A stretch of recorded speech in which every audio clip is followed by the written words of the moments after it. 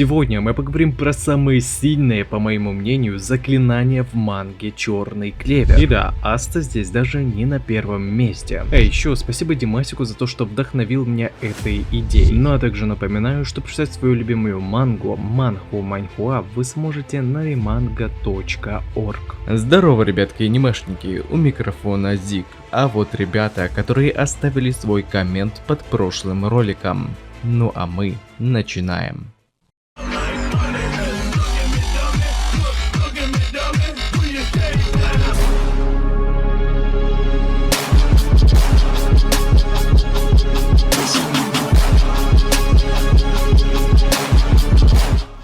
Сразу уточню, что данный топ я выстраивал методом противодействия, и да, некоторые претенденты с более высоких позиций спокойно могут быть побеждены противником более низких, если, конечно, брать во внимание реализацию всех способностей и в целом весь арсенал магии собственного типа. Однако, так как в этом ролике будет разбор только о сильнейших заклинаниях, поэтому свои мысли или же свой вариант этого топа вы можете любезно изложить в комментариях. 10 место. Юрул. Заклинание Призрачный Зверь. Первое место с конца у нас занимает новый персонаж Черного Клевера, показанного нам в облике Паладина. О нем нам мало что известно, вот только эта информация особо и не нужна, так как тема ролика не является разбором персонажей. Так что давайте сконцентрируем свое внимание на сильнейшему заклинанию Юрула, а именно заклинанию звериной магии Призрачный Зверь. Само по себе оно не несет в себе какой-то разрушительной силы, но в теории может посостязаться со всеми претендентами этого топа, ибо действие этого заклинания рассчитано на самое хрупкое, что есть в любом живом существе – это страхи. И благодаря этому свойству Призрачный Зверь может принимать совершенно любой облик, облачая самый сокровенный страх противника. С такими способностями Юрулу даже удалось полностью разгромить одного из 7 сильнейших магов в стране Хина Ичику Ями, которая не дрогнула и показала всю мощь юдзюцу тьмы против пятиглавого дракона, по легендам чуть не уничтожившего островное государство восходящего солнца. И я даже больше скажу, он сумел бы победить даже Асту, если бы не терапия Мушуги, заставившего нашего ГГ принять свои слабости и, несмотря ни на что, двигаться дальше. Ведь несмотря на свое всеобщее влияние, раскрывать истинный страх оппонента, Призрачный Зверь имеет большую слабость. Это заклинание не подействует на того, кто силен духом и полностью готов добиваться успеха, невзирая на собственные страхи и предрассудки. 9 место.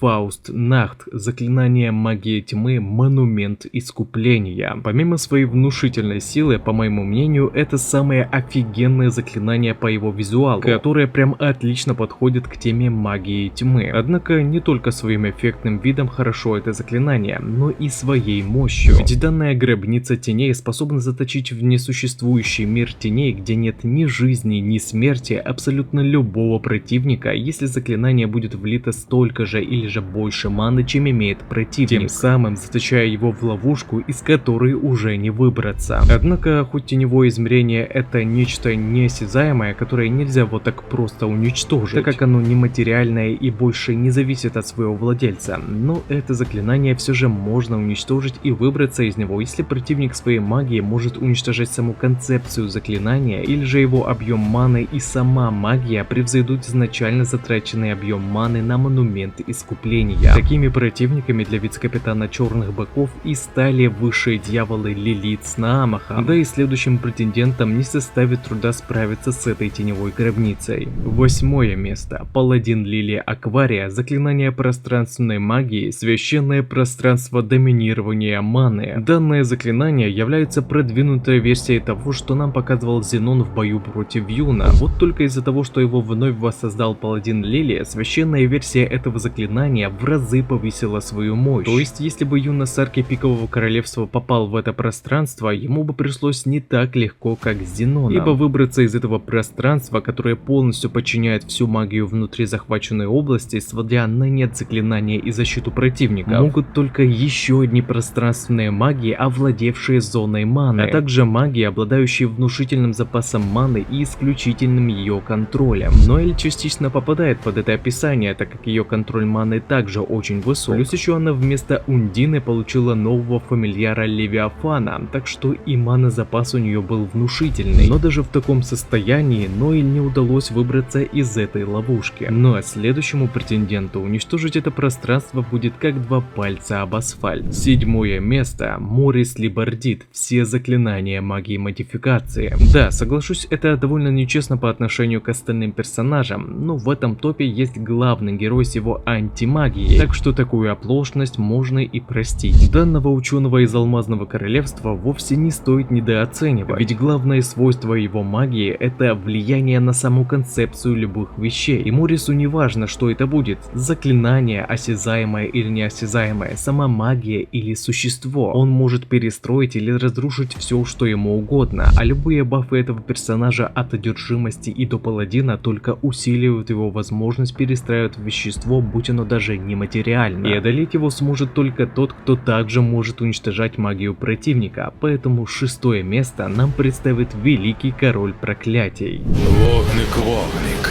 жарко.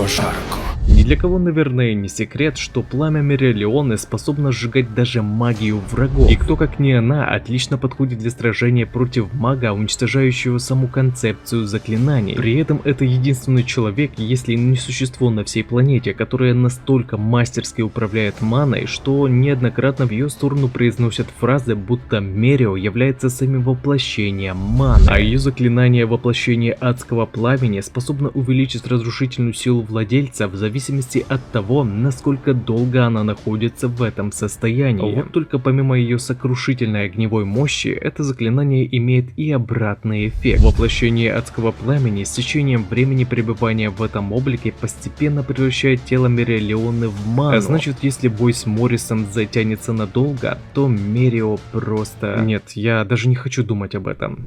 5-е место. Сукихиро Ями. Заклинание магии тьмы. Пространственный разрез. Одного только упоминания этого заклинания капитана Черных Быков достаточно, чтобы ощутить его силу, ибо пространственный разрез на своем пути способен рассекать не только противников, но и само пространство, не давая никакой возможности улизнуть или спастись от этой атаки. Однако, как бы не была крута эта обилка, у нее также есть естественный враг. 4-е место. Люциус Загратис. Заклинание магии гравитации. Искривление пространства. Так как я оцениваю способности персонажей и их фамильяров по последним событиям манги, тогда так же, как и паладинов, Люциуса я буду оценивать также. И кому как бы смешно не казалось, но заклинание магии гравитации — это достаточно проблемная штука, ведь искривление пространства позволяет не только полностью защититься от пространственного разреза Ями, но и даже от антимагических атак, что было отчетливо продемонстрировано в манге. С помощью этого заклинания можно не только защититься от вражеской атаки, но и направить ее в атакующего, так что искривление пространства зря недооценивают.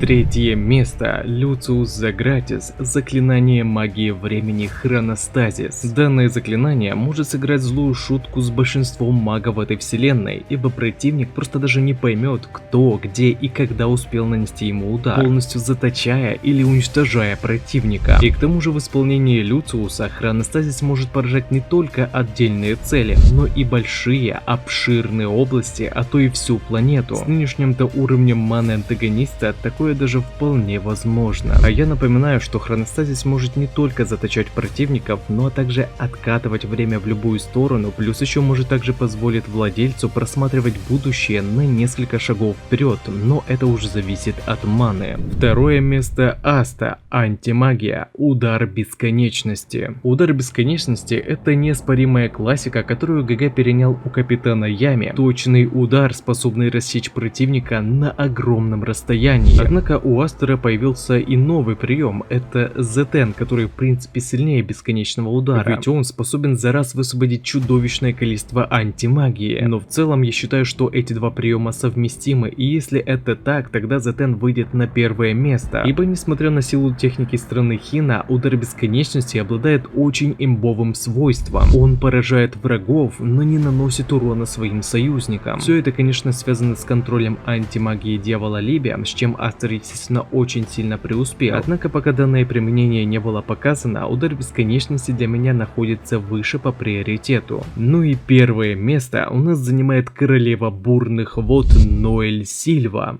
Ладно, шучу. Первое место. Юна Гринберриал. Совместное заклинание магии звезд и ветра Неверленд. Неверленд — это самое поразительное и мощное заклинание, которое есть во вселенной Черного Клевера. Ведь помимо, согласитесь, читерской антимагии, с магией времени способно справиться только заклинание Неверленд, которое полностью берет под свой контроль что поток времени, что пространственное влияние внутри огромной области. Благодаря этому заклинанию Юна способен на равных сражаться один на один с Люциусом. Правда, потом упускаем, что ему предстояло сразиться с толпой дубликатов, но это я еще не говорил про невероятный баф не только владельца заклинания, но и внушительного количества союзников. У Асты, в принципе, тоже есть подобный баф, но его действия нам не показали, так что это будет отличный способ сделать ремастер данного видоса, но давайте там я уже учту и ваше мнение, так что прошу выложить вашу базу в комментариях. Магию души я не добавил в ролик, поскольку мы сравниваем только заклинания, а будь у Люциуса только магия души без силы дьявола, то пока он бы подошел к кому-то из главных героев, то его бы тут же кокнули. Ну а при благоприятных условиях это безусловно сильная магия, но об этом у меня был отдельный ролик. И также не забывайте, что прочитать свою любимую мангу и не только вы сможете на remanga.org.